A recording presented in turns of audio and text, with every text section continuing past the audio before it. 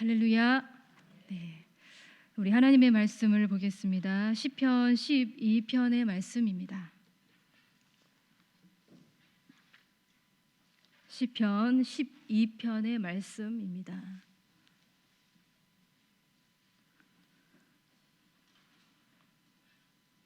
시편 12편의 말씀을 우리 함께 합독하시겠습니다.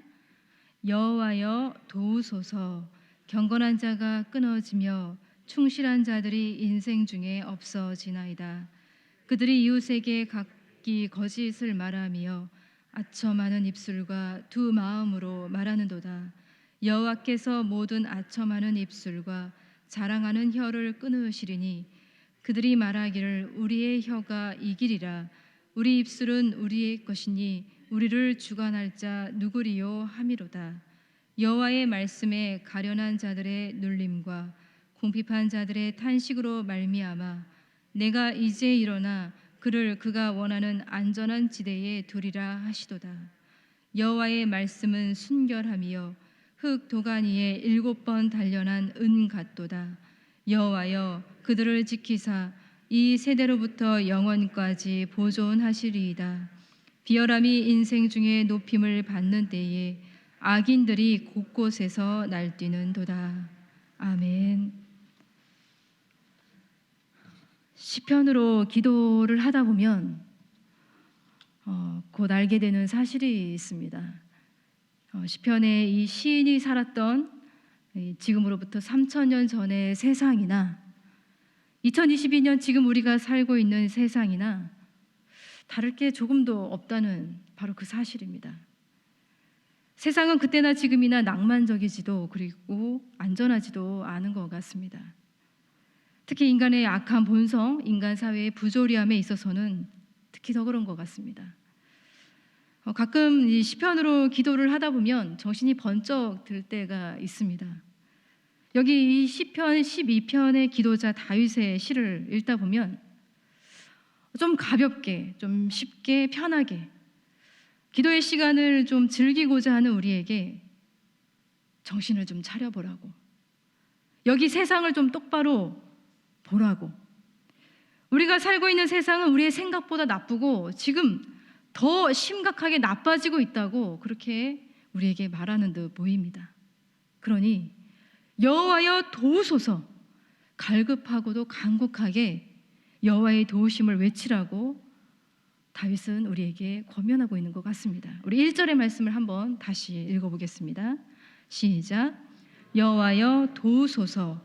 경건한 자가 끊어지며 충실한 자들이 인생 중에 없어지나이다. 경건했던 자들이 그 경건을 버립니다. 충실했던 자들이 그 충성스러움을 버리고 있습니다. 그러한 자들을 인생 중에서 찾아보기 어려울 정도로 그들이 사라지고 있다고 말합니다. 사람들의 충실함에는 왜 그리도 유통기한이 짧은지 모르겠습니다. 하나님의 나라를 위해서 과연 지속 가능한 그 열심을 가지고 있는 자가 있는지 잘 모르겠습니다.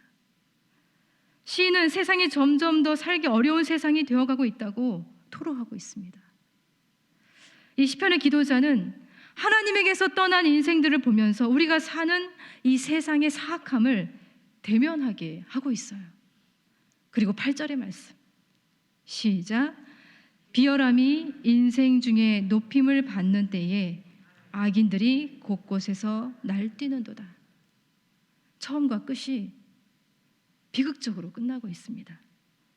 도덕적인 해이함이 가득한 세상, 그러한 자들이 인생 중에 높임을 받는 어처구니가 없는 그러한 세상, 악인들이 자기 마음대로 주무르면 그런 대로 주물러지는 그러한 세상, 돈만 있으면 다 된다고 정신도 영혼도 다 팔아먹으라고 독촉하는 이 세상을 시인은 당신의 하나님께, 우리의 하나님께 지금 당장 끊임없이 고발하라고 독촉을 하고 있어요. 이 기도를 따라가고 함께 기도를 하다 보면 어느새 기도자인 우리는 이 세상의 어둠의 세상 주관자들, 하늘에 있는 악의 영들과 겨루는 그 전투의 현장에 우리가 머물러 있다는 사실을 알게 됩니다. 그 현장에서 우리는 우리가 추측했던 것보다 훨씬 더 광범위하게 그리고 더 깊숙하게 활동하고 있는 악의 현장과 마주치게 됩니다.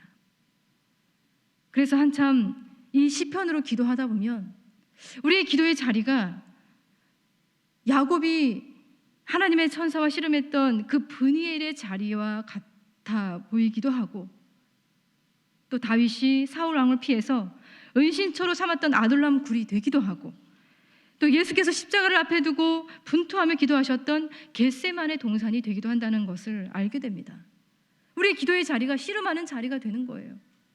그리고 땀방울이 맺히는 자리, 눈물의 자리, 그리고 분투의 자리가 바로 우리의 기도의 자리가 되는 것을 우리는 경험을 합니다. 그리고 그러한 분투 속에서 우리는 이 시편에 등장한 이 악인들, 그들과 너무나도 닮은 우리 주변의 악인들을 또한 발견하게 됩니다. 특히 이웃에게 거짓을 말하고 아첨 많은 입술을 가진 사람들, 두 마음으로 말하는 자들, 자신들이 가지고 있는 힘으로 그 뻔한 거짓말을 진실로 바꾸는, 포장하는 그러한 자들, 우리를 분노하게 하고 슬퍼하게 하는 우리의 원수들을 우리도 발견하게 되고, 그러한 자들의 죄악과 오만함을 우리의 기도 중에 다루게 됩니다. 시편의 기도자처럼 말이에요. 우리 4절의 말씀 함께 읽어볼까요? 시작. 그들이 말하기를 우리의 혀가 이기리라. 우리 입술은 우리 것이니 우리를 주관할 자 누구리요? 악한 자들의 독백을 기도 중에 시인이 다루고 있습니다. 여러분, 우리는 알게 됩니다. 그때나 지금이나 우리의 원수는 무신론자들입니다. 하나님을 인생의 주권자로 인정하지 않는 자들이에요. 하나님의 통치를 거부하는 자들이에요. 예수를 주로 고백하지 않는 자들입니다.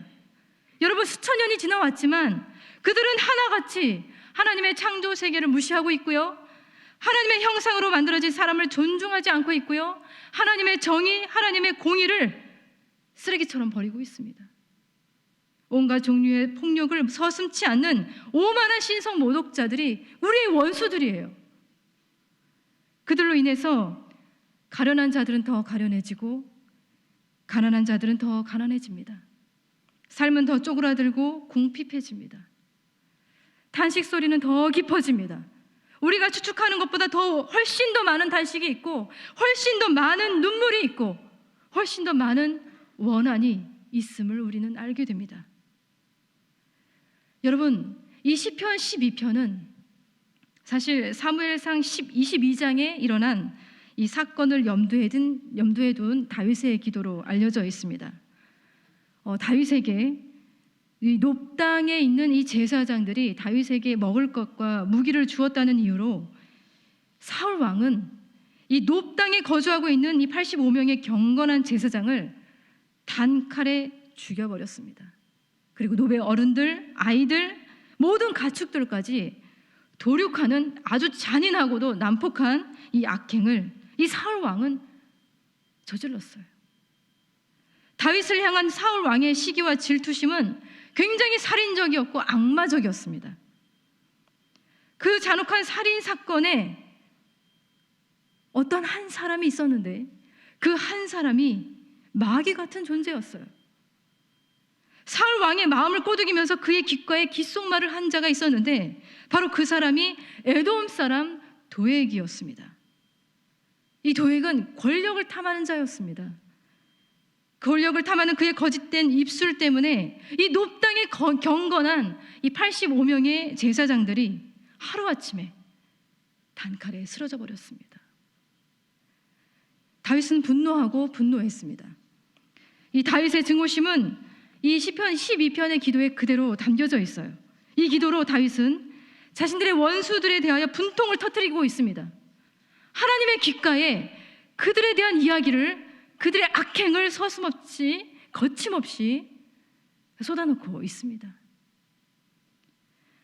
여러분, 우리가 사는 세상에도 우리의 분노를 유발하는 자들이 있습니다. 증오심을 불러일으키는 자들이 있어요.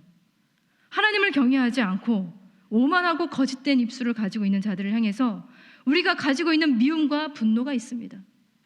그 미움과 분노가 해결이 되지 않습니다.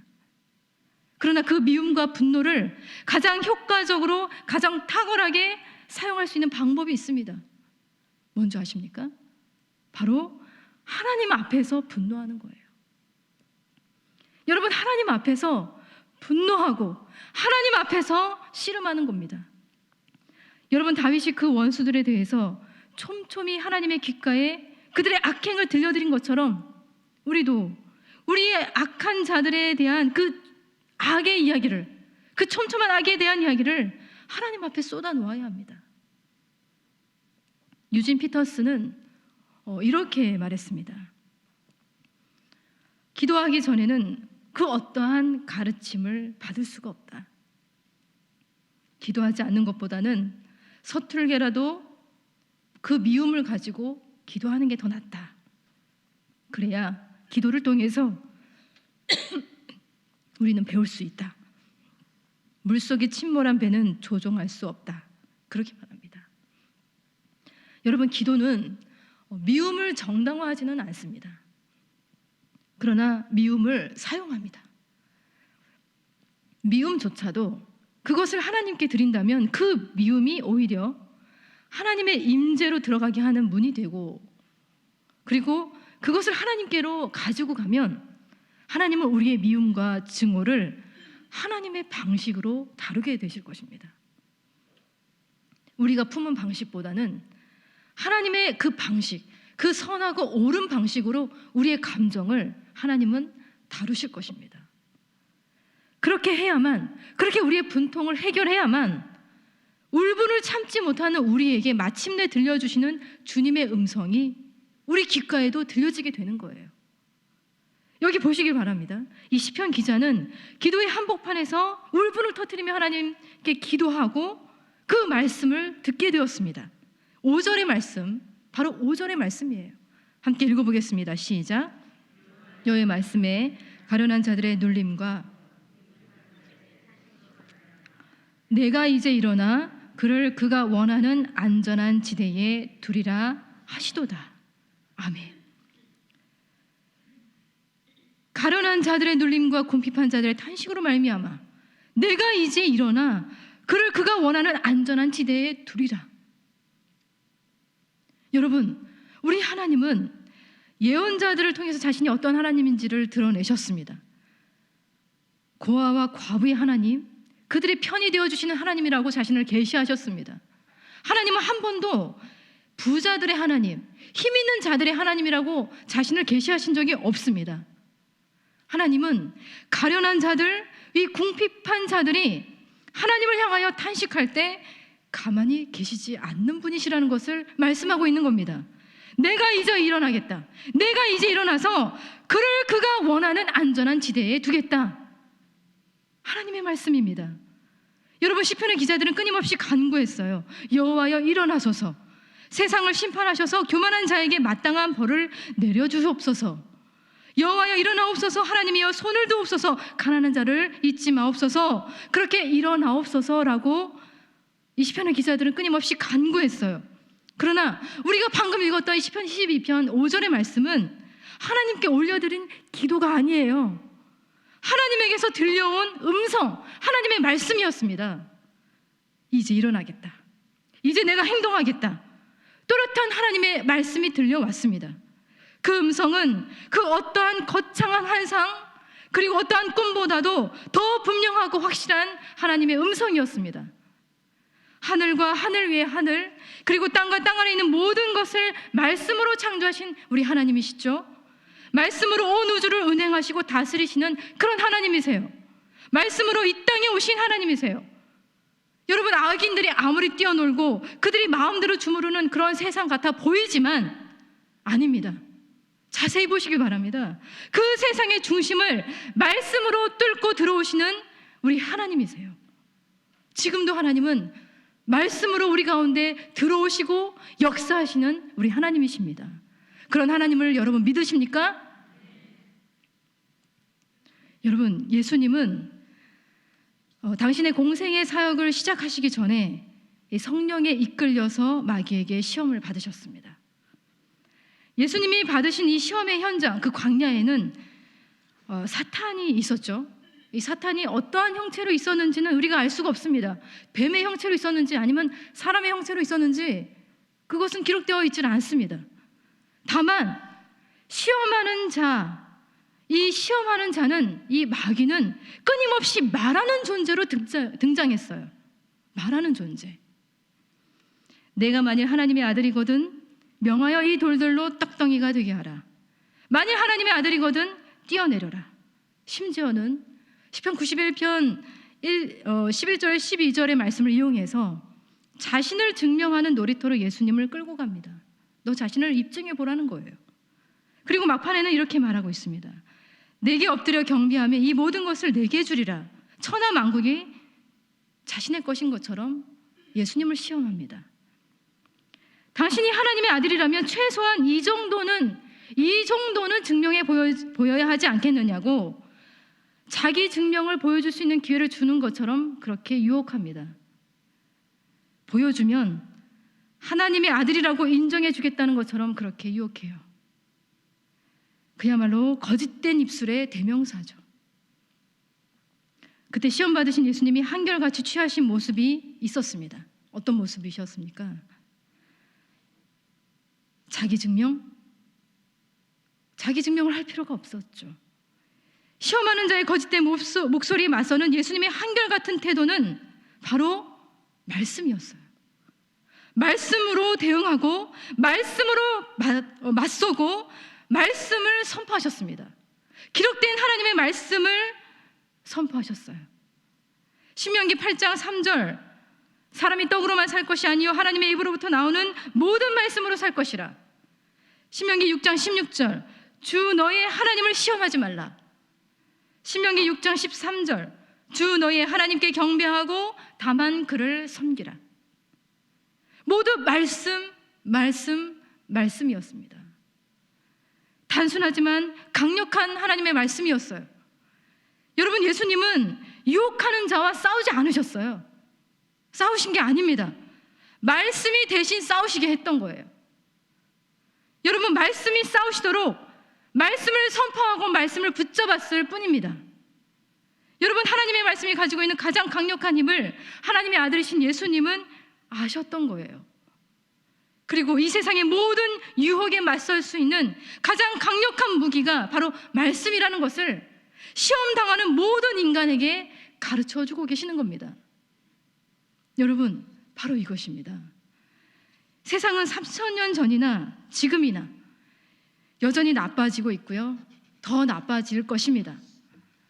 3,000년 전에도 그랬고 지금도 동일하게 하나님의 말씀은 이 세상을 뚫고 들어오시며 역사하신다는 사실을 우리는 그것을 기억해야 돼요. 지금도 변함없이 하나님의 말씀이 역사하고 있다는 거예요. 그리고 여기 보시기 바랍니다. 말씀이 승리하고 성취되는 자리가 다른 곳이 아니에요. 이 세상 한복판입니다. 말씀이신 주님은 이 세상 한복판에 육신의 옷을 입고 들어오셨습니다. 그러니 점점 악해져가는 이 세상을 바라보며 탄식하는 우리 기도자들, 우리 가련한 자들은 오늘 선포되고 있는 주님의 말씀만 붙잡으면 되는 것입니다. 내가 이제 일어나 그를 그가 원하는 안전한 지대에 두리라. 오늘 우리가 붙잡아야 될 말씀이에요. 여러분, 그리고 7절의 말씀 우리 한번 같이 읽어볼까요? 시작. 여호와여 그들을 지키사 이 세대로부터 영원까지 보존하시리이다. 아멘. 여러분, 이 땅의 가련한 자들, 가난한 자들을 대신해서 싸우실 하나님의 그 말씀이 우리를 지키시고 우리를 보존해 주시겠다고 약속하고 계십니다. 여러분, 말씀이 시험 당하시는 예수님을 지키신 것처럼 오늘 이 시대에도 말씀이 기도하는 우리를 탄식하는 자들을 지켜주실 것입니다. 그러니 우리가 해야 될 일은 이것뿐이에요. 말씀이 세상에 맞서 싸우시도록 그 말씀을 선포하고 그 말씀을 부여잡는 것입니다. 말씀을 우리의 삶의 자리로 가지고 오고 말씀을 늘 가까이 하면서 읊조리는 거예요. 그것이 우리의 무기입니다. 그리고 우리는 알고 있어요. 말씀이 육신이 되어 우리 가운데 오셨다는 것을 말입니다. 우리를 위해 죽으시고 다시 부활하신 우리 주님은 말씀으로 우리 가운데 함께 하시는 임마누엘의 하나님이십니다. 그래서 시인은 하나님의 말씀을 이렇게 노래하고 있어요. 6절의 말씀입니다. 시작. 여호와의 말씀은 순결함이요 흙 도가니에 7번 단련한 은 같도다. 아멘. 순결하고 정교하며 때로는 우리의 심령 골수를 찔러 쪼갤 정도로 날카롭고 강력한 하나님의 말씀, 그 말씀의 권능을 찬양하고 노래하고 있습니다. 여러분, 우리도 찬양합시다. 말씀으로 오신 우리 주님을 찬양했으면 좋겠어요. 악인이 곳곳에서 날뛰는 이 세상에서 우리가 탄식하고 있지만 결국 하나님의 말씀이 이기실 것을 믿고 말씀으로 오신 우리 주님을 우리 찬양합시다. 마침내 승리하실 하나님의 말씀, 그 말씀을 기도하는 바로 이 시간 우리의 삶의 자리로 가지고 오고 그 말씀 붙들며 이 시간에도 함께 기도했으면 좋겠습니다. 거짓된 말, 아첨하는 입술이 가득합니다. 또 많은 사람들이 주님의 품을 떠났습니다. 비열함이 가득합니다. 악인들이 세상 곳곳에서 날뛰는 듯합니다. 가련한 자들은 더 가련해지고 가난한 자들은 더 비참해지고 있습니다. 우리 시간에 함께 간구합시다. 우리의 힘으로는 아무것도 할 수 없습니다. 주님, 우리는 빈들과 빈손으로 이 세상을 거닐 뿐입니다. 그러나 하나님의 일하심을 기대합니다. 말씀으로 이 세상을 창조하시고 말씀으로 역사하시고 말씀으로 지키시고 보존하시는 주님, 말씀으로 이 땅에 오신 주님을 우리가 이 시간에 온전히 바라봅니다. 내가 이제 일어나 그를 그가 원하는 안전한 지대에 두리라 말씀하신 주님, 이 말씀의 역사가 이루어지고 이 말씀처럼 주님 우리 인생 가운데 역사하여 주시옵소서. 이 땅에 탄식하는 자들, 아파하는 자들을 위하여 주님 일어나 주시옵소서. 주님의 일하심을 간절히 간구하는 바로 이 기도의 시간으로 주님 앞에 나아가도록 하겠습니다. 기도하겠습니다.